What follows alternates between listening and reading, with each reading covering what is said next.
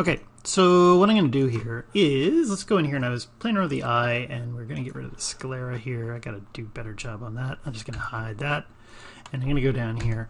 And I was using texture from Texturing XYZ, and then I kind of looked at this and went, I'd like to play with something a little bit different. So what I'm going to do is, let's go in here, and I'm going to put on a new material. Just throw a Lambert on here just because it's faster. Okay, and I'm going to go in and grab myself a fresh file texture, and I'm going to, let's see, where the hell did I put this? Yep, here, there it is, that one. So I got this nice texture here, and this is some iris photography image that I found. Now what I want to do is make sure that it's fitting. Okay, so if I select this, and I've got some UDMs here that I've played around with. Okay, let's just go in, and I'm going to grab the whole set of UVs. Let's scale them in a little bit so we got that edge in here. Great. And then this inner ring, this one, and then double click there. I've got a soft selection on, so here I'll just do something like that. And I'm just scaling it ever so slightly so it fits better. Okay. And yeah, it curls around the corner and then it gets black. Okay, great. I think that's going to make me happy. Actually, I'm just wondering if that's actually eating up too much of the edge. Actually, you know what? When I look at this, I'm looking at it, and I want this area here to be tends to flatten out, and this other stuff is raised up, and I think I've stretched it too much. So let's try this again. I'm just going to scale. I'm just going to turn off my soft selection, scale that up, and I'm going to let it stretch along here, and I think it should be fine. Grow, and I'll scale up, and then I'm going to go and hit soft selection again. I'm going to scale those puppies down. There, I think that's more what I'm looking for. Something like that. And it's going to stretch in here a little bit, and that should be okay. I don't think anyone's going to notice. Almost come in a bit more. Yeah, right there. Okay, so that looks better. And if I want to, I could go in here and let's turn off soft selection. I'm going to grab this one and double click, and I'll just grow. Come on, you bastard. Grow. And G, and then I'll hit the unfold again. Get a little button. Doop, there. That's going to be pretty. Very pretty. And actually, I'll just take this one edge loop here, and I'm just going to pull this maybe a little bit forward. Okay, something like that. Okay, and make sure you look at like close-up eye photography of irises as well. There's lots of them out there on the Google. Let's close this, and I'm going to take this thing, and I'm going to go File, Export Selection, and Iris. Okay, it's going to the scenes. I'll hit Export Selection. Yes. And then I'm going to go over to ZBrush, get myself a Polymesh 3D, hit Edit, Twinkly, and I'll go and hit Import, and I'll go looking, and I stuff this into a folder down here, School, Equad, and then I go in here, and I put it into Scenes, Iris, there you are. And I might switch this to toy plastic. No, where is what I want? Skin shade 4. Okay, and I'm going to go and get that image. I'm going to go over here to texture, and I'll hit import. There's the iris blue. Actually, is that the right one? Well, I guess we'll find out in a second. And texture, there it is. Because I've just brought this in, whenever you bring something from Maya into ZBrush, it always flips it vertically, so I'm just going to flip that vertically now, and then when I go down here to Texture Map, I can line it up, and it should line up perfectly. Okay, so I've got the texture in. I am just going to smooth it, Control D, Control D, Control D. I can't actually see my total active points. I'm just going to guess that I'm in the ballpark. Actually, where is it? Is there a cheater thing? I'm just trying to remember. Actually, it's when you're on your subtool. You hesitate on it, it'll tell you. I'm at 8,000. Okay. I've got a microphone on top of my tablet, so I'm not going to do any tablet-y things. When I'm looking for brushes, I could go in here and grab, let's see, I always want to go for the clay buildup, but there's one other one in here. I should be thinking about clay tubes constraint.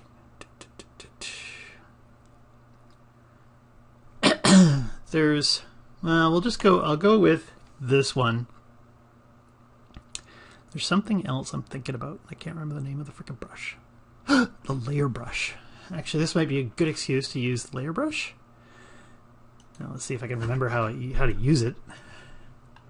Okay, because as I'm sculpting here, it's kind of hard to see.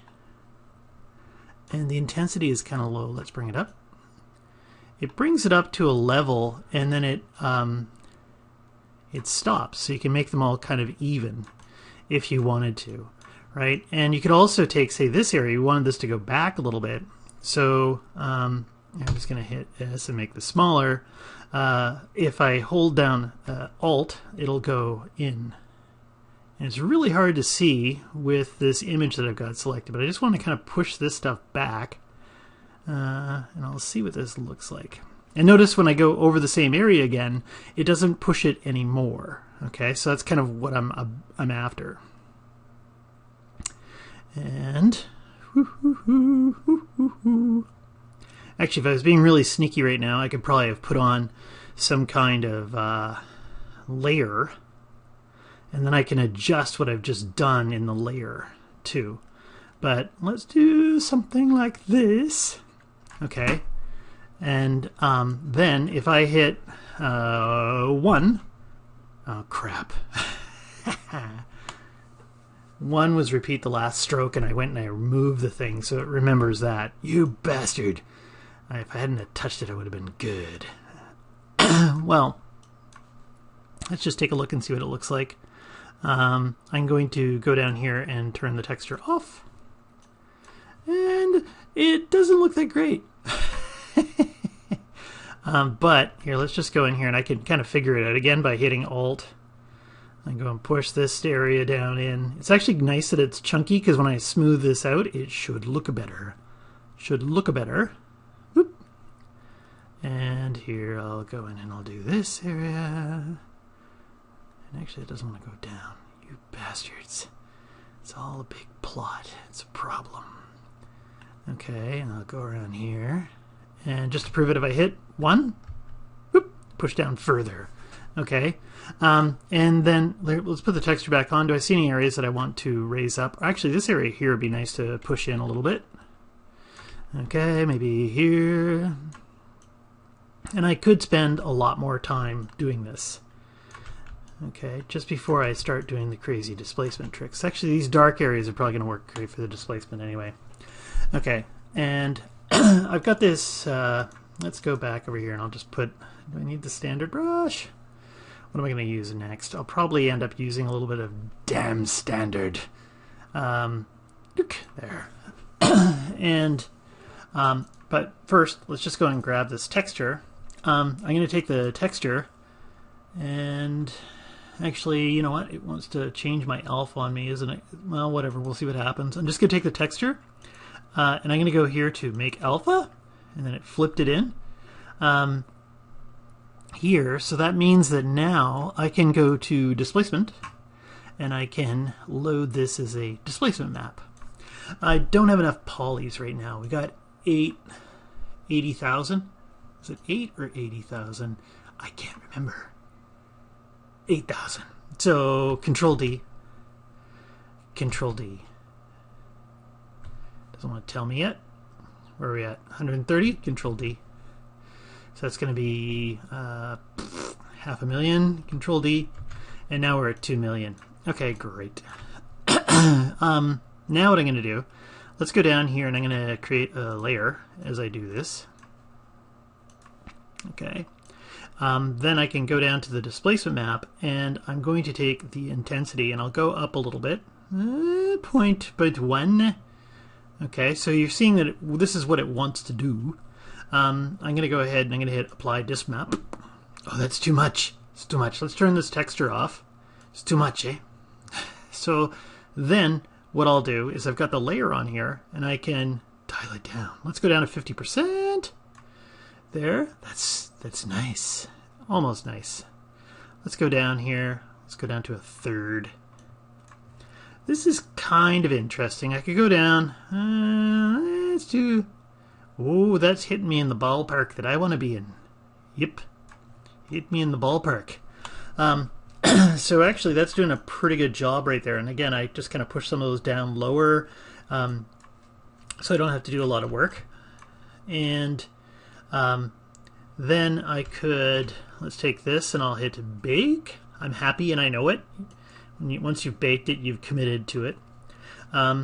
I could come down into some of these areas down in here, and you can see there's some little funny pixels floating around down here. I might have to go in and do some sculpting and moving, and let's go and hold it Shift D. Let's go down a few levels here and see if I can figure this out. I might even have to use some of the move tool to get to it. You're seeing it inverted here. If you want to see the other side, you can just go down here to display and put it on double, and then you could if you go in and I hold down Shift, I'm just going to make sure that I'm not doing anything to the color, and I'm just going to take my Z intensity down as I do this and see if I can get some of these things fixed. That one doesn't seem to want to move. Of course. No one will notice. And yeah, when I put the texture on and I combine it, if I go up to the higher subdivision level, I could keep sculpting on top of this if I wanted to. There's some of these points I need to move around. Might be actually kind of easy to mask or something like that. Anything else I want to say about this? I could spend a lot more time on this, but I'm just going to call that good enough. And I could touch up colors and things like that. Just be careful if you're going in here and you start smoothing things. You'll see that when you smooth things, actually it's not on the mesh, is it? So if I hold down Shift and I smooth, it should be okay. But sometimes the texture might look a little pixely. And anything else I was going to add? One other thing I might add is that if you wanted just even more high frequency detail, don't forget that you've got the surface. And if I took this up another subdivision level, so now I think I'm pushing probably 8 million. So I've got up around 8 million. That's not much really. You can see I smoothed out something here that kind of actually sucks. See if I can get that out of there. There.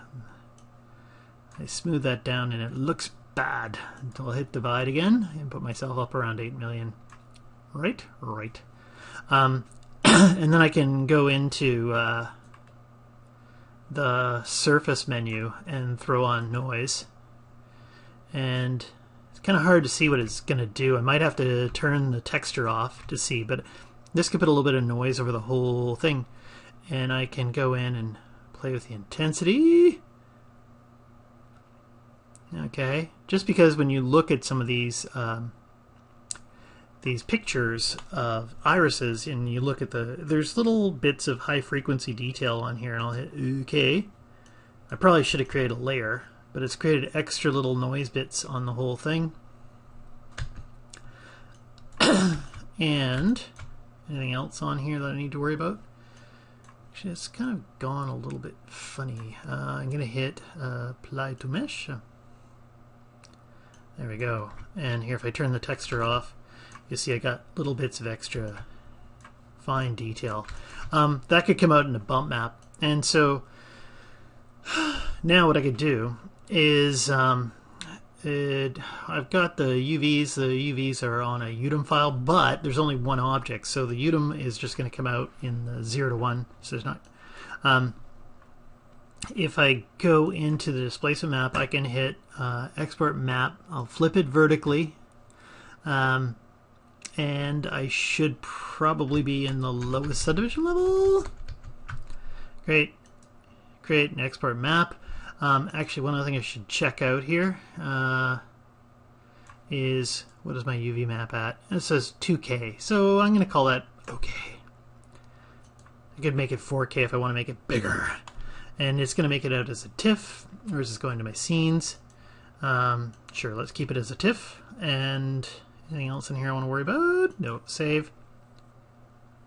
And then it's going to do it, and then it's going to say, would you like to export the base mesh? Well, we have done a little bit of work to the base mesh, so like when it's moved slightly. So would you like to export the base mesh? Yes. Yes, thank you. Okay, and let's minimize this. I might just take this iris and delete it. And then I'll go File, Import, and it's looking for an OBJ in the data folder. But we're going to go over here to Scenes. Did it go into Scenes or did it go to Source Images? Or did I just not put it in the right spot at all? Okay, just hold on a second. Somebody wasn't paying attention. I just exported it and said, good. iProject Scenes, Iris. Okay, let's just go zipping flying back into here. Let's try it again. File, Import. Maybe it just called it Iris. Scenes. And this one was just created 1 minute ago, so that is the same one. It just put it onto the same thing. Great. And let's just check it out and see what we got. Material attributes. And it says over here it's looking for the iris. Boom. It hooked that up as a... Oh, hello. Just got visited by my dog. If I take a look, let's pull this thing over here. Date modified. There's too many things in here called iris. Iris blue. No? Well, where the hell did that thing go? Well, this is the iris blue. Let's just go and take a quick look-see-poo. And here. I was in this here and I went to source images. Maybe they put it into the scenes folder. Yes. 739 iris. That's the displacement map right there. Okay, so I pop this thing back on. Hello. Let's go and this is a default material, so this is a Lambert. So I'm probably going to switch this, but just for finishing off like a quick little tutorial, I will pump in the file texture and boop, go over here, boop, go into scenes, and there's my displacement map. Boop. I should rename it. And let's just pause for a second and I'll set up the render and make sure. Well, actually, let's just see if I can do it. Actually, I'm going to. Okay, so right here I'm using Arnold. And Arnold, first off, the end bounds is all screwed up. So the displacement's on. If I go into the shape node for this and I find Arnold, and ooh. And then I zip down here. Come on. Trying to render at the same time I'm doing this. Subdivision, none. Cat Clark. Okay, so now we're seeing it starting to move all over the place. Then in displacement attributes, come on. I hit displacement attributes. The bounds padding, I'm just going to put that to 1. Okay, and so now the height is crazy. So let's go and just... My first guess is always 0.1. See how that does, and there we go. And you're seeing him in the ballpark. The Cat Clark here probably needs to come up to 3 or more. I could also, as I'm dealing with this, the texture is overwhelming. I'm just going to pause for a second. Or maybe before I pause, if I just go in here and I break the connection. There. So we can see that some of this detail is coming in a bit too heavy-handed. So let's go back over here. instead of 0.1, let's try 0.05. So I always just keep chopping it in half and chopping it in half. I'm still getting some little frags up in here. You'll notice if you take the iterations up too much, they might be causing some problems. And do I have auto freaking bump on? I like to go in and, oh, there it is down in here. Enable auto bump. No, it's off. Okay, good. Because I like to control that manually. If you want to get some high frequency details, you can put on your auto or your bump. You can use the same thing as a bump map and then kind of control it separately. But we're in the ballpark. And I'm going to stop this video here.